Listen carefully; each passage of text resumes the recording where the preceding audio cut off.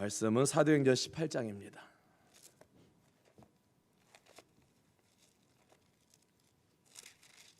18절부터 28절입니다.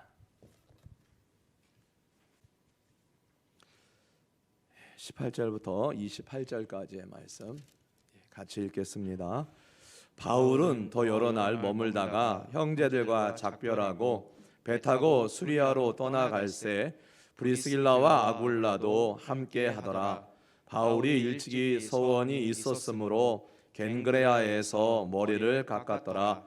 에베소에 와서 그들을 거기 머물게 하고 자기는 회당에 들어가서 유대인들과 변론하니 여러 사람이 더 오래 있기를 청하되 허락하지 아니하고 작별하여 이르되 만일 하나님의 뜻이면 너희에게 돌아오리라 하고 배를 타고 에베소를 떠나 가이사랴에 상륙하여 올라가 교회의 안부를 물은 후에 안디옥으로 내려가서 얼마 있다가 떠나 갈라디아와 부르기아 땅을 차례로 다니며 모든 제자를 굳건하게 하니라.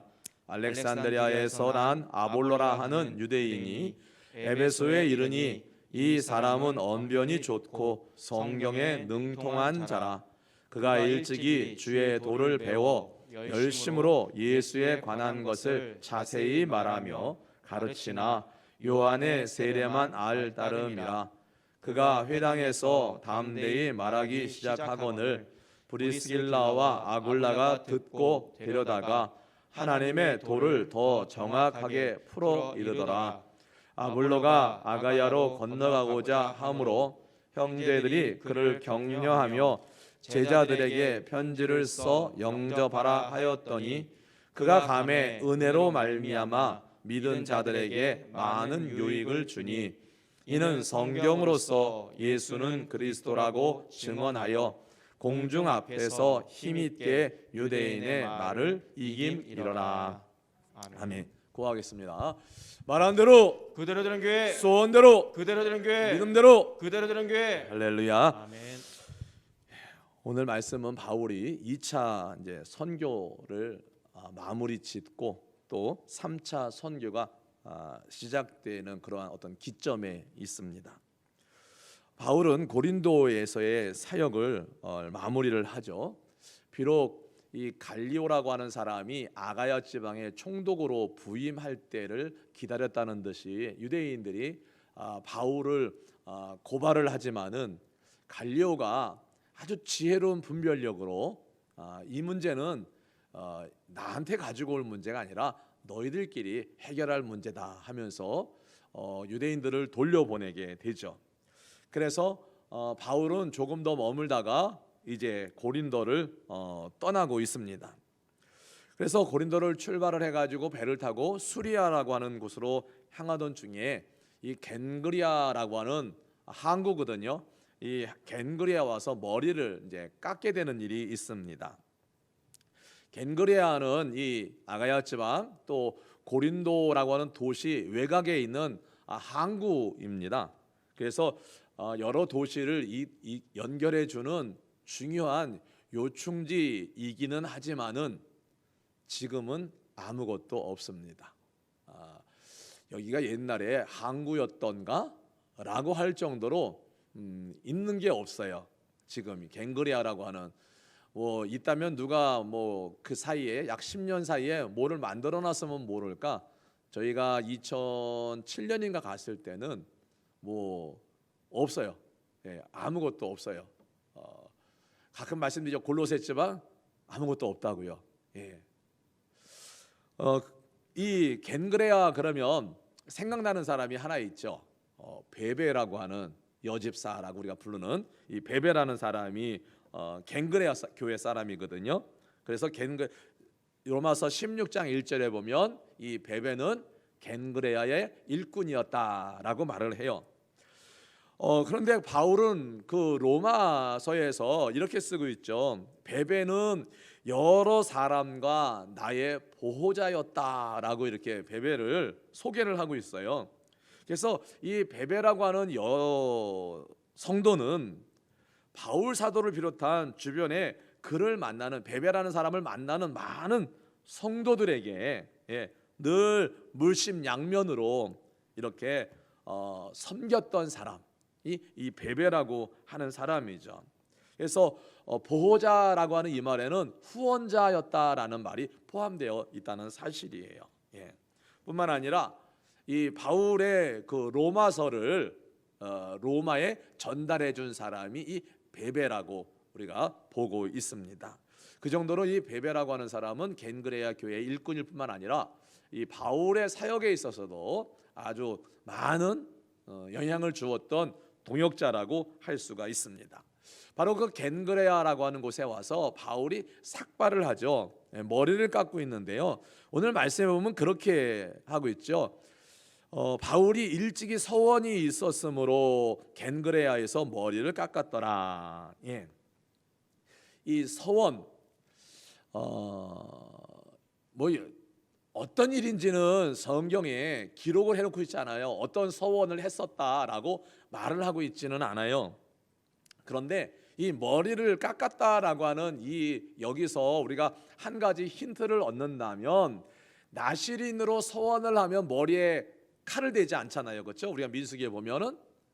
예. 그런데 그 서원을 나실인의 어떤 이 사도 바울은 나실인이라는 게 사무엘처럼 태어나서부터 죽을 때까지 나실인으로 사는 게 아니라, 여기 보면은 서원이 있었으므로라고 하는 것을 봤을 때 어떤 사역을 함에 있어서 나실인과 같이 구별되어서 하나님 앞에 전적으로 헌신하겠다라고 했던 이런 어떤 작정, 이런 것들이 있었을 것이라고 봐요.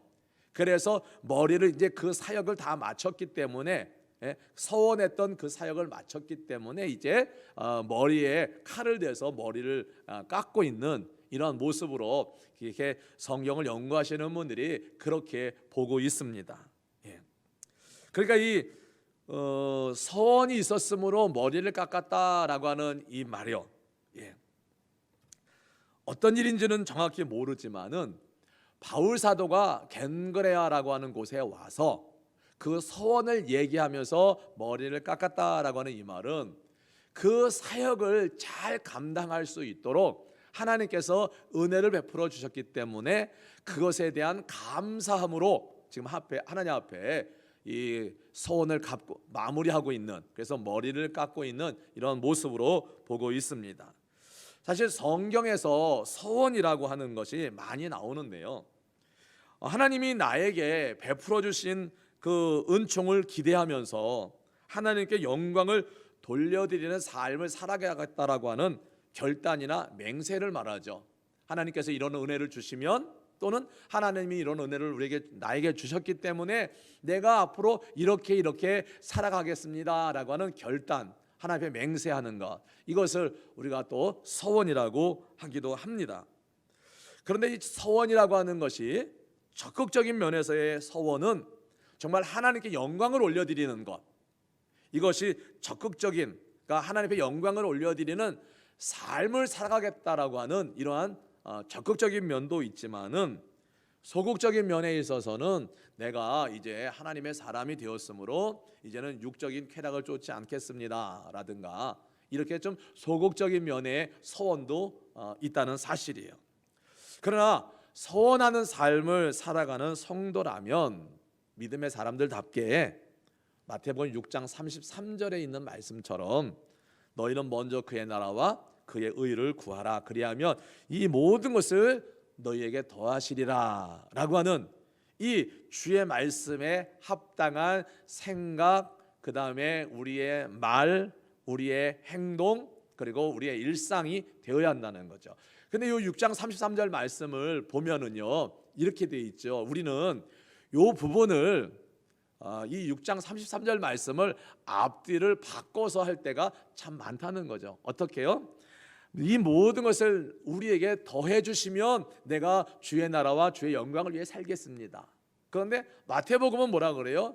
너희는 먼저 그의 나라와 그의 의를 위하여 의를 구하라, 그리하면 이 모든 것을 너희에게 더하시리라.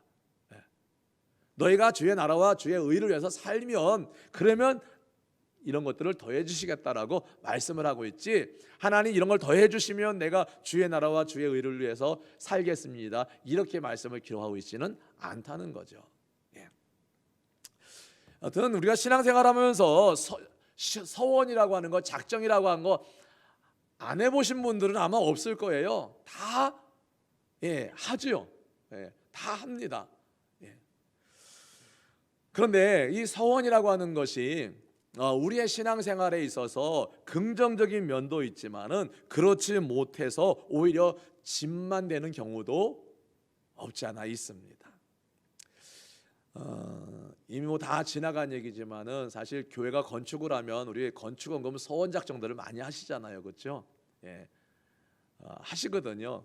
그런데 할 때 이제 기도하면서 작정을 할 때의 마음과 막상 그것을 이제 하려고 할 때에는 현실은 또 다르거든요. 내가 기도하면서 서원할 때는 믿음으로 이만큼을 서원했는데 사실 내 삶을 돌아보면 이만큼 더 하기 어려운 거예요. 그래서 서원은 했는데 하지는 못해가지고 이게 짐이 되고 부담이 되는 경우들도 있다라고 하는 것이죠. 그래서 서원이라고 하는 것이 내가 신앙생활에 열심을 낼 수 있는 동력이 되기도 하지만은 그렇지 않고 말씀드렸던 것처럼 오히려 짐이 되고 부담이 되어가지고 오히려 신앙에서 멀어지게 되는 경우들도 있다. 다른 말로 하면 그 서원 때문에 시험에 드는 경우도 있다라고 하는 거예요. 그러나 서원하고 결단하는 기도를 드리고 그런 삶을 실천해 나갈 때 나의 한 생애를 통해서 하나님이 영광을 받으시는 삶이 될 수 있다는 거죠. 나는 힘들어 못해가 아니라 서원할 마음을 주신 하나님이시니 지금은 어렵지만 하나님 그 서원을 갚도록 하겠습니다라는 그런 믿음으로 기도하며 나간다면 여러분, 하나님께서는 첫째, 그 믿음을 할 수 없는 가운데서도 하겠다라고 하는 믿음의 또다시 한 번의 결단을 기뻐하실 것이고, 또 하나님께서 그렇게 하도록 하실 수 있죠. 그런데 난 못해, 그리고 내가 그만 포기해버리는 것은 결국은 나한테 도움이 안 된다는 거죠. 그래서 서원은 반드시 믿음의 서원이 되어야 하고, 서원을 했다면 그런 말씀도 있죠. 서원은 해롭더라도 갚아야 된다라는 말씀도 있습니다. 그래서 서원은 신중하게 해야 되는 거고요. 이렇게 머리를 깎고 났죠. 그리고는 이제 그 에베소에서 전도를 하는데요, 말씀을 보면 이 19절에 에베소에 와서 그들 누굽니까? 그들이라고 하면은 여러 사람입니다. 브리스길라, 아굴라, 실라와 디모데 다 포함하고 있는 사람들이거든요. 근데 그들을 에베소에서 너 여기 있어. 그리고는 바울은 회당에 가서 유대인들과 이제 변론을 하고 있는 그러한 모습입니다. 그런데 거기서 19절에 보면 뭐라 그러면 거기서 머물기가 자기는 회당에 들어가서 유대인들과 변론하는데 20절에 여러 사람이 더 오래 있기를 청하되 허락하지 않아요. 그러면서 바울이 떠나면서 뭐라고 말합니까? 만일 하나님의 뜻이면 너희에게 돌아오리라, 이렇게 얘기를 해요. 만일 하나님의 뜻이면 너희에게 돌아오리라. 사실 이 사도 바울은 자신의 모든 삶이나 모든 것을 하나님의 뜻에 맡기는 삶을 살았던 사람이죠.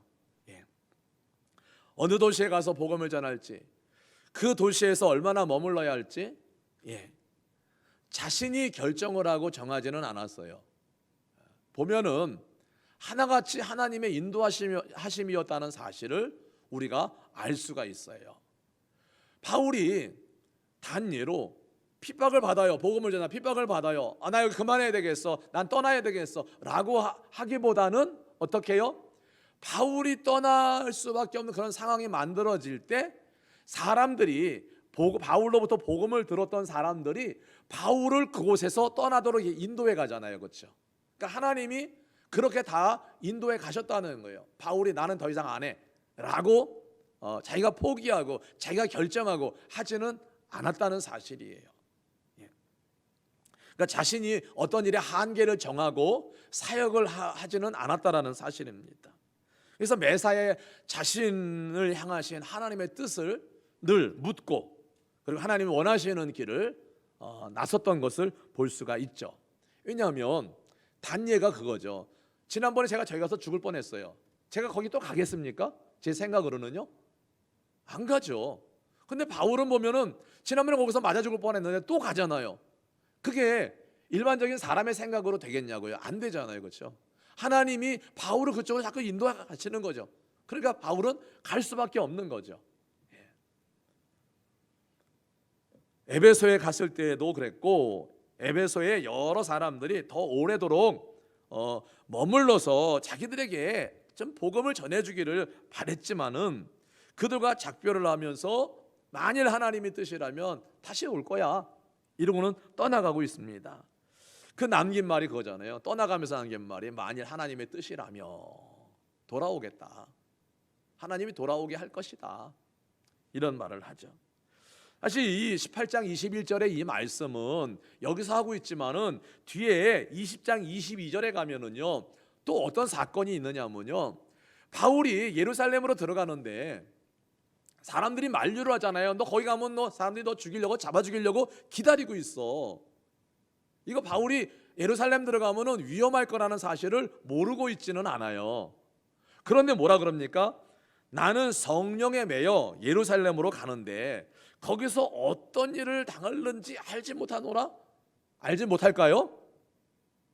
알아요. 이미 사람들로부터도 얘기를 들었기 때문에 예루살렘 분위기를 알기 때문에. 그런데 성령에 매여라고 돼 있어요. 그러니까 성령에 이끌러서 도대체 거기 가서 내가 죽을는지 살는지 알지 못하지만은 성령에 매여서 나는 간다는 거예요. 하나님의 뜻에 따라 간다는 거죠, 지금요. 그러니까 20장 20절에도 그랬고 오늘 이 에베소에서 떠나갈 때도 마찬가지입니다. 나는 떠나가지만은 하나님이 뜻이면 다시 올 거야. 그러니 지금은 내가 가이사랴로 가는 거야. 지금은. 그러나 하나님의 뜻이 있다면 다시 돌아올 것이다 라는 이야기를 남깁니다.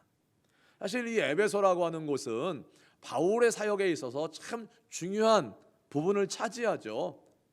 3년 가까이 머문 곳이 이 에베소라는 도시잖아요. 근데 우리가 생각해 볼 게 있어요. 만일 하나님의 뜻이라면 너희에게 돌아오리라. 이 말이요. 참 무책임한 말처럼 들릴 수도 있어요. 그러나 또 한편으로는 오직 하나님만을 신뢰하는 믿음으로 보일 수도 있습니다. 무책임한 말 아니면 전적으로 하나님을 신뢰하는 믿음의 말. 무책임한 사람은 이 말처럼 만일 하나님의 뜻이라면 이라는 뜻이라면 내가 너희에게 돌아오리라고 하는 이 말을 무책임한 사람이 했다거나 무책임한 사람은 모든 것을 하나님께 맡겨두고 자신은 아무 일도 하지 않겠다는 거예요. 그러나 하나님을 신뢰하는 사람은 하나님께서 어떻게 언제 어떻게 나를 인도하실지 모르니 나는 뭐 하겠다는 거예요? 늘 준비하고 있겠다는 거죠. 준비하고 있겠다. 여러분 수영이라고 하는 건 저는 수영을 못 하거든요. 참고로. 그러니까 나중에 어디 가가지고 물장난 친다고 저를 물을 밀어넣으면 안 돼요, 여러분. 전 수영을 못 합니다. 참고로. 죽을 뻔한 경험이 있어가지고요. 그리고 또 어려운 일 당한 뻔한 적이 있어가지고 물을 무서워해요. 참고로 시퍼런 물을 무서워해요. 여러분 수영을 할 때 총을 쏘잖아요. 총소리를 듣고 출발을 해야 되잖아요. 미리 출발을 해도 안 되잖아요, 그렇죠? 근데 딱 이 총소리에 여러분 두려움을 가지고 있는 사람은 출발이 늦을 수밖에 없어요. 그러나 이 총소리에 두려움을 갖지 않고 딱 준비를 하고 있던 사람은 총소리가 남과 동시에 출발을 할 수가 있습니다. 수영에서는 이게 엄청난 차이가 있대요. 그 출발하는 그 감각, 그 순간, 그것이. 그러니까 믿음의 사람들은 하나님이 만일 하나님의 뜻이라면이라는 이 말을 믿음으로 반응하는데 어떻게 반응해요? 언제 하나님이 나를 인도해 가실지 모르고 쓰실지 모르니 늘 나는 준비하고 있다. 준비하고 있다가 하나님이 가라 하시면 가겠다라고 하는 거죠. 그러나 무책임한 사람은 어떻게 해요? 하나님이 가라 하시면 가겠다는 거예요. 그러나 준비를 하고 있지는 않는 거죠. 그러니까 가 그랬는데 이제 그때 준비하는 거예요. 그때 준비하는 거예요. 예. 그래서 뭐라 그러면은 아유 언제 갈 줄 알고 내가 준비를 해. 예, 무책임한 사람이에요. 그러나 믿음의 사람들은 늘 준비하고 있다가 주님이 가라 하면 즉시로 갈 준비를 하고 있었던 사람이라고 하는 거죠. 그래서 우리는 범사에 우리를 향하신 하나님의 뜻을 물으며 살아갈 수 있어야 한다는 것입니다. 우리가 쓰는 시간, 가는 길, 앉고 일어나는 거, 우리의 재물을 쓰는 거, 이런 모든 일들의 크고 작은 일들을 결정을 우리가 하나님의 뜻 안에서 해야 된다라고 하는 거죠. 그래서 우리 중직자들 추천 기준에 보면 그런 문구가 있죠. 11조를 드리고 나머지 물질도 주님이 기뻐하시는, 이렇게 쓰는 사람. 나는 11조 드렸으니까 나는 됐어. 나머지는 내가 마음대로 내 마음대로. 이거는 아니라는 거예요. 성도가 11조만 드리고 끝이 아니라 11조는 마땅히 하나님께 드려야 되니까 드리고 나서 나머지 물질 역시도 하나님께서 기뻐하시는 선한 일에 쓸 수 있도록 우리는 물질을 잘 사용해야 된다는 거죠. 그래서 제가 한번 말씀을 드린 적이 있잖아요. 저희 신학교 다닐 때 한 여전사님이 수첩을 우연히 보게 됐는데 월급을 많이 받지도 않아요. 그런데 그 월급 총액에서 뭐 11조 얼마, 감사헌금 몇 번 얼마, 뭐 이거 아주 세세하게 깨알처럼 쫙 적어놨어요. 그러니까 틈이 없어요. 물질을 엉뚱한 데다 쓸 틈이 없어요. 이미 다 계획되어진 대로 돈을 써야 지출을 해야 되니까. 좀 심하다 싶을 정도였어요. 그러나 우리 믿음의 사람들은 그래야 된다는 거죠. 내 거 드릴 거 드렸으니까 나머지는 나머지 9은 내가 마음대로. 이거는 아닌 겁니다. 성도로서는. 만일 하나님의 뜻이면, 여러분 요즘 우리가 믿음으로 살아간다고 말하면서 살아가고 있는 내 모습은 어떤가요? 믿음으로 살아간다고 말하면서 내 삶의 모습은 과연 나를 향하신 하나님의 뜻이 무엇인가? 나를 향하신 주님의 뜻 안에서 내가 살아가고 있는가? 코로나19로 여러 가지 상황과 현실이 좋지 않은 이때에 믿음으로 살아가기보다, 하나님의 뜻을 구하며 살아가기보다 하나님의 뜻을 모른 채 또는 말씀을 외면한 채 살아가고 있지는 않는가? 우리가 이래서는 안 되는 줄을 알면서도 믿음의 줄을 붙들고 살아가려고 하는 믿음의 의지가 약화되고, 또 그것을 알면서도 또 돌이키지 않는 우리의 현실을 볼 때 어떤가라고는 이런 질문입니다. 우리가 하나님의 뜻이 뭔지 다 알아요. 그렇죠? 말씀이 우리에게 요구하시는 것이 뭔지 다 알아요. 다만 그렇게 우리가 살아가지 못하고 있는 건데, 살아가지 못하니까 어차피 살아가지 못하니까 라고 우리가 그렇게 생각해서는 안 되고요. 지난주보다는 이번 주가, 작년보다는 올해가 조금 더 하나님의 뜻 안에서 살아가려고 하고 조금 더 말씀 안에서 살아가려고 하는 우리의 이러한 의지적인 노력이 필요하다라고 하는 것이죠. 지난주일 말씀처럼 너희도 가려느냐? 예수님이 제자들에게 물었던 그 말씀, 너희도 가려느냐라는 이 6글자 우리가 늘 마음에 새겨야 된다는 거죠.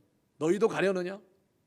코로나 때문에 예배 안 드리고 기도 안 하고 신앙에서 멀어지는 사람, 그 사람들처럼 너희도 그렇게 할 거냐? 라고 물어보는 우리 주님의 음성으로 들어야 된다라고 하는 거죠. 여기 말씀 말하는 게 그거예요.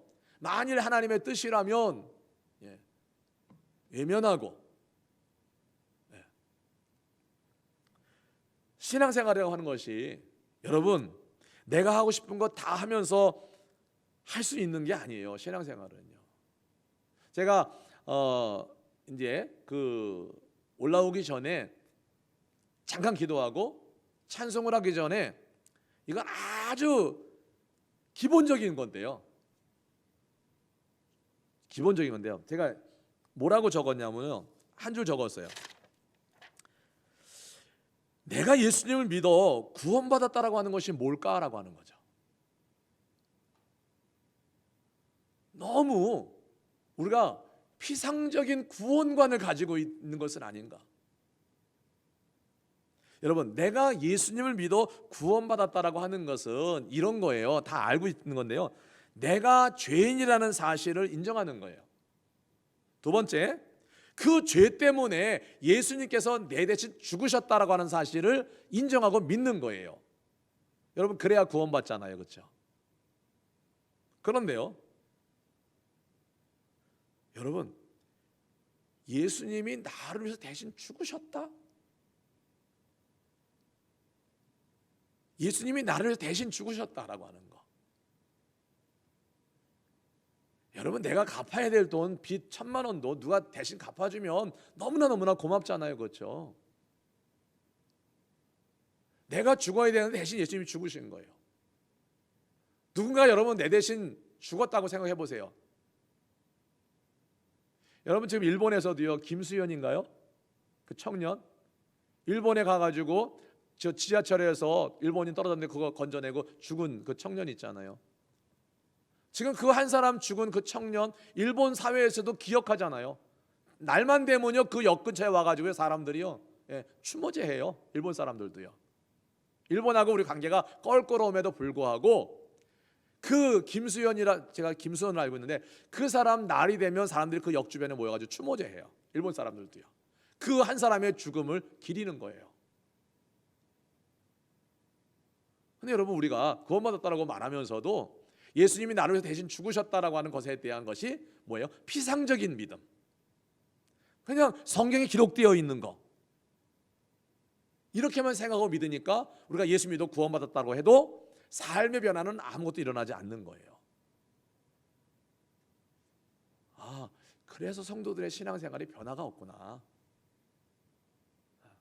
그래서 변화가 없구나. 정말로 예수님이 나를 위해서 대신 죽으셨다라는, 내 대신 죽으셨다라고 하는, 그래서 내가 산다라고 하는 이런 믿음이 있으면 우리의 신앙생활이 좀 달라질 텐데, 그 믿음이 없구나. 그냥 피상적으로 성경에 기록되어 있으니까 믿는 거야. 저 사람도 믿고 저 사람도 믿고 나도 믿고. 여러분, 그렇게 믿어가지고는 천국 못 갑니다. 웃으면서 말씀드리지만 그렇게 믿어가지고 천국 못 가요. 제가 말씀드렸잖아요. 저기 경민학교 밑에 있는 영광교회 L 장로님이 하신 말씀, 한국교회 천국 갈 사람 2%밖에 안 된다는, 목사님이 말한 게 아니라 장로님이 말씀하시는 거예요. 그만큼 피상적으로 예수를 믿는 사람들이 교회 안에 너무 많다. 이게 깨지지 않는 이상, 이 피상적인 믿음이 깨지지 않는 이상 성도들의 삶의 변화는 요원한 일이다.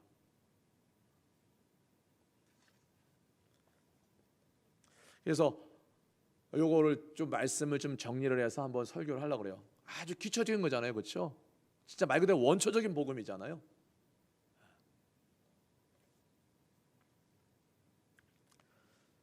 내가 하고 싶은 거 다 하고서는 신앙생활을 못 합니다. 내 생각이 많아도 신앙생활을 하기 어렵습니다. 다 아는 사실이에요. 그럼에도 우리는 내가 하고 싶은 일을 다 하면서 하나님을 믿으려고 하고 예수님을 믿으려고 하죠. 불가능한 일입니다. 꼭 뭐와 같으냐면요, 여보, 나는 당신도 사랑하고 옆집 아줌마도 나 사랑해. 이거 똑같은 얘기예요. 이거 당장 이혼감이죠. 그렇죠? 우리는 하나님의 뜻을 아는 방법을 배우고 개발을 해야 돼요. 우리가 영적 존재로서 우리의 영을 개발하고 우리 속사람의 인도하심을, 하나님 우리 속사람을 인도해 나가시는 것을 우리가 배워야 돼요. 그러면은 하나님의 뜻을 찾는 것이 그리 어렵지는 않다. 왜요? 왜 그럴까요? 왜 하나님의 뜻을 찾는 것이 어렵지 않을까요?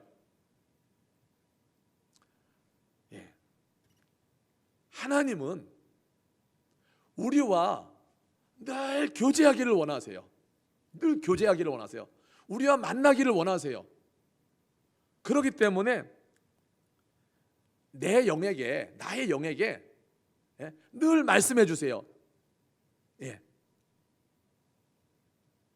설명해 주세요.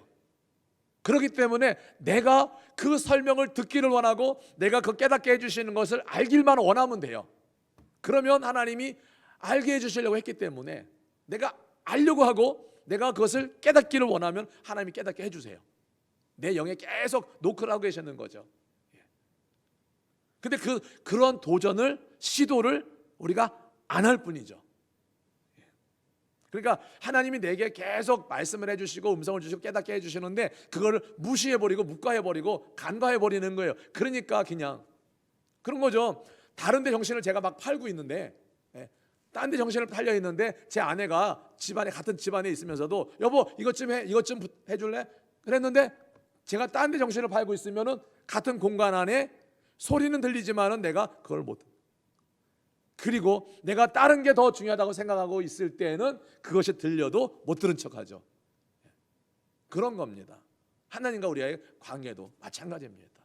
못 들은 척 또는 세상의 소리에 너무 커서 하나님의 소리가 안 들리는, 지난주에 말씀드렸죠. 지난주 오후에인가 말씀드렸죠. 세상 소리, 사람 소리가 많이 들리면 하나님의 음성은 안 들린다고요. 모르기 때문이 아니라 알려 하지 않기 때문에. 대개의 경우는 이것이 나를 향하신 하나님의 뜻이라는 판단이 서는데도 불구하고 말씀드렸던 것처럼 무시하고 간과해버리고 넘어간다는 사실이죠. 내 방식대로, 내 좋은 대로 생활해 가기 때문에 하나님의 소리는 점점 멀어질 수밖에 없다는 거죠. 믿음이라고 하는 것은 하나님의 뜻에 내가 반응하는 거예요. 이렇게 바울은 떠나는데 나중에 보면은 뭐라 그러냐면은 바울이 2차 선교를 떠날 때 목적이 뭐였죠? 목적이 뭐였냐면은 전에 우리가 한번 1차 때 돌았던 교회들을, 지역들을 다시 다 돌면서 그들이 믿음 생활을 제대로 하고 있는지 한번 돌아보고 그들을 다시 한번 세우는 일을 하자. 이것이 두 번째 선교의 목적이라고 할 수가 있어요. 왜 그러면 바울이 왜 두 번째 선교로 그렇게 목적을 잡았을까 생각해 보면요, 이런 겁니다. 바울은 복음을 전하러 이방 지역에 많이 다녔잖아요, 그렇죠? 다녔는데 복음을 전하고 교회를 세우고 그들을 훈련시키고 또 그다음에 책임 있는 사람을 세우고 이러고 다 해놓고 난 다음에 바울이 떠난 게 아니라 복음을 전하다가 막 복음이 전해지고 사람들이 막 믿기 시작하는데 핍박이 일어나가지고 쫓기듯 나왔잖아요, 그렇죠? 그러니까 복음은 전해놨는데 그 사람들이 어떻게 신앙생활을 하고 있는지 모르는 거예요. 우리가 잘 알고 있다시피 데살로니가 교회처럼요. 씨는 뿌려놨는데 이 씨가 싹이 나는지 열매가 맺는지 어떻게 잘 자라고 있는지 이게 다시 한번 돌아보는 게 2차 선교 때의 목적이죠. 오늘 23절 끝에 보면은 모든 제자를 굳건하게 했다라고 되어 있어요. 다니면서 예수님 복음 전해가지고 믿었던 사람들을 다시금 굳건하게 세우는 일을, 그들을 굳건하게 세우고 그들을 격려하고 하는 일을 했다라고 하는 거죠.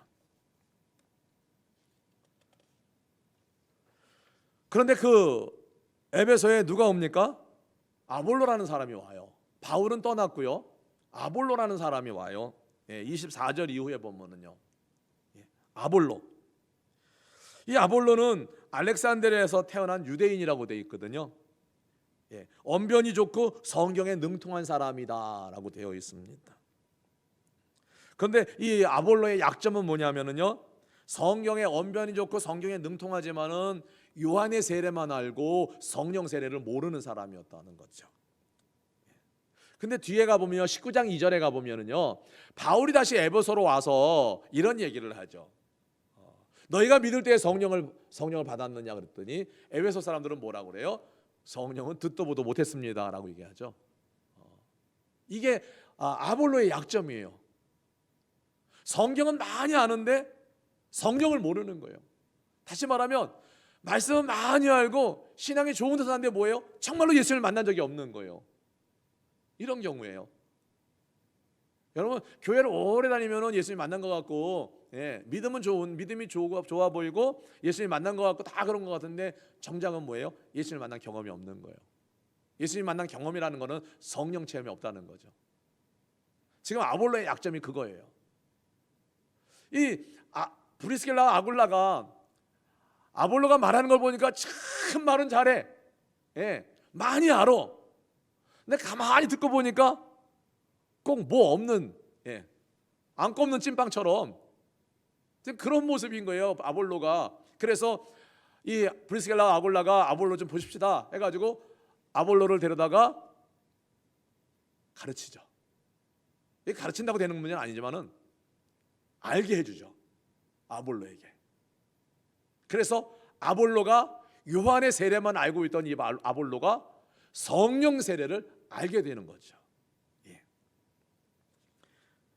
근데 이 아볼로는 어떻게 해서 예수님을 알게 되었는지는 기록되어 있지 않아요. 그런데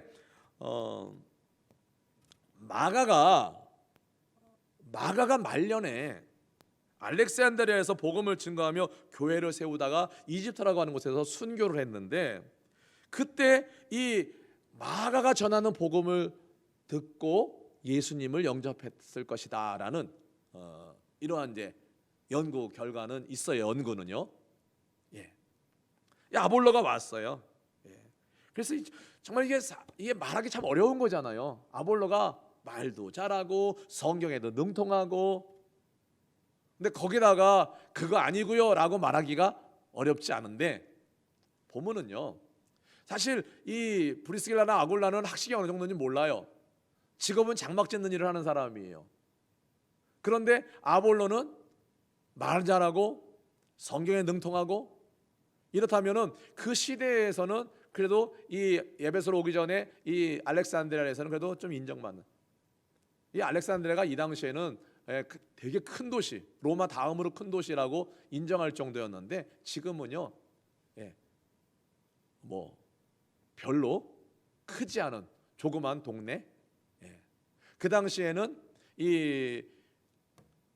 그 알렉산드리아의 도서관에 약 60만 권의 책이 있을 정도로, 알렉산드리아 도서관에. 근데 책이라는 것이 이런 책이 60만 권이 아니라 당시에는 이런 책이 아니고 뭐죠? 양피지.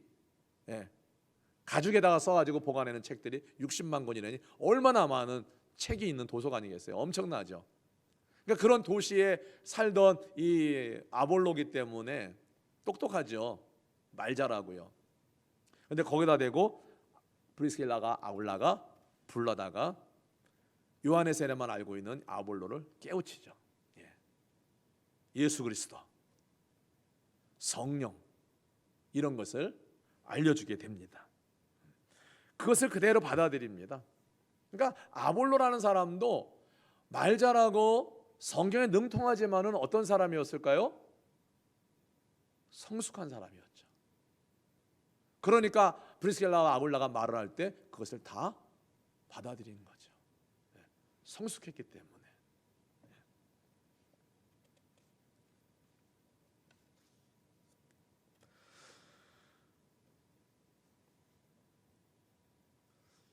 우리가 오늘 말씀을 이제 마무리를 하겠습니다. 그러면서 이 아볼로는 이제 아가야 지방으로 가기를 원해요. 고린도라고 하는 도시로 가기를 원합니다.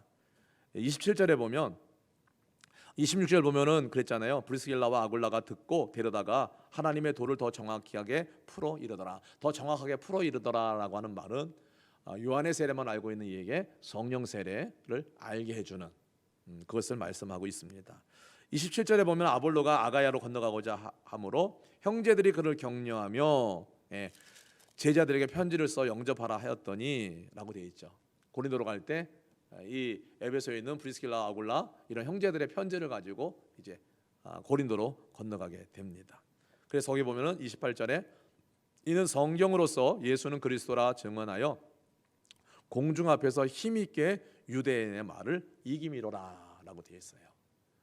유대인 늘 바울 사도는 복음을 선포했다 라는 표현도 있지만은 주로 많이 쓰는 표현이 뭐죠? 유대인과 회당에서 변론했다라고 되어 있잖아요. 변론했다.